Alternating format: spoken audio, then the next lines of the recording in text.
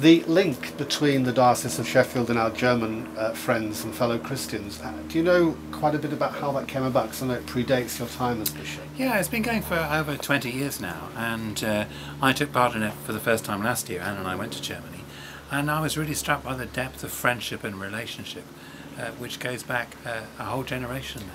What was your kind of abiding memory? Because you'd only just become bishop and there you were in Germany as the new bishop of Sheffield. What's your abiding memory of that first visit? I was really embarrassed by not being able to speak any German.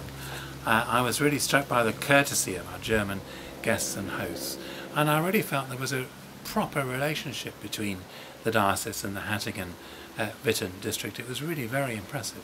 Are there any shared kind of social challenges that both dioceses are facing, bearing in mind the kind of topography of Sheffield Diocese and over there? I think both communities in Hattingen-Witten district and in the Diocese of Sheffield, they've both classically been mining and steel manufacturing districts, so they're both facing the challenges of post-industrial life really, and what you do when that labour-intensive manufacturing has gone. So there's a lot in common in terms of the district and the area between the diocese and Hattingen-Witten.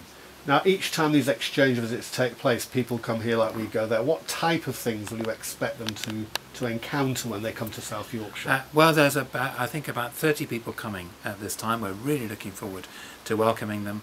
I gather the programme includes a trip to the Keepmoat Stadium and to watch Doncaster Rovers. I gather it's also visiting Hallam University. So people are seeing the life of the region, as well as, of course, of the life of the churches and going to services and visiting church projects.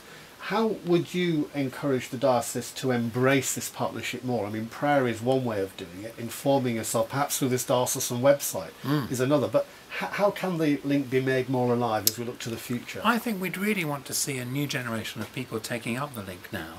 I think many who started it 20 years ago, understandably, are feeling they need to pass the baton on, and we need to look at ways of particularly involving a younger generation. And I think there's a lot the two groups can learn from one another in the different ways we engage in mission together. So I'd like to see it as a more mission-focused link in the future. And did you spend any time at all over the summer with a German phrase book? I mean, are you any more improved in the German than you were when you went over? Not yet. But I did promise in public that I was going to try and learn German by the time I went back the next time.